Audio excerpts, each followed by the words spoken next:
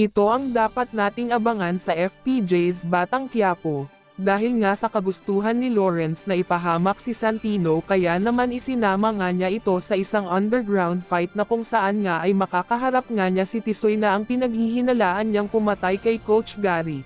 At sa sobrang gigil ni Santino at galit kay Tisoy ay hindi nga niya ito pinaporma sa loob ng ring kung kaya nakuha ngang gumamit ng patalim si Tisoy para makabawi kay Santino. At mapunta naman tayo kanila Tanggol, sa pag-uusap-usap nga nila Tanggol kasama ang kanyang mga kaibigan ay nabanggit nga ni Owing na akala niya ay katapusan na nga niya, buti na nga lang raw at nagkagulo at dumating ang mga pamilya Montenegro kung kaya't nakuha nilang makatakas. At dito naman tayo sa mansyon ng mga Montenegro, at tuluyan nang ang gumaling si Don Julio sa kanyang natamong sugat kung kaya't inaalam nga niya kay Ramon kung kumusta ang kanilang mga kalaban dahil dyan ay binalita nga ni Ramon na tuluyan na nga nilang pinaslang ang mga pamilyang Caballero kung kaya't laking tuwa nga ni Don Julio sa binalita sa kanya ni Ramon.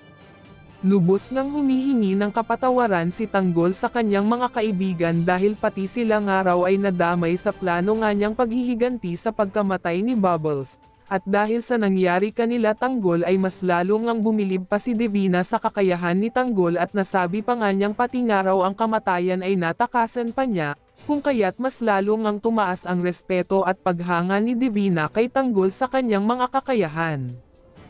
At dito naman tayo kay David. Tuluyan na nga bang mapapasakamay ni David ang mga ari-arian ng mga kabalyero, o di kaya malaking hadlang ang legal counsel ng mga kabalyero na si Miss Romina Falcons sa kanyang mga plano na mapasakamay ang mga ari-arian ng mga kabalyero?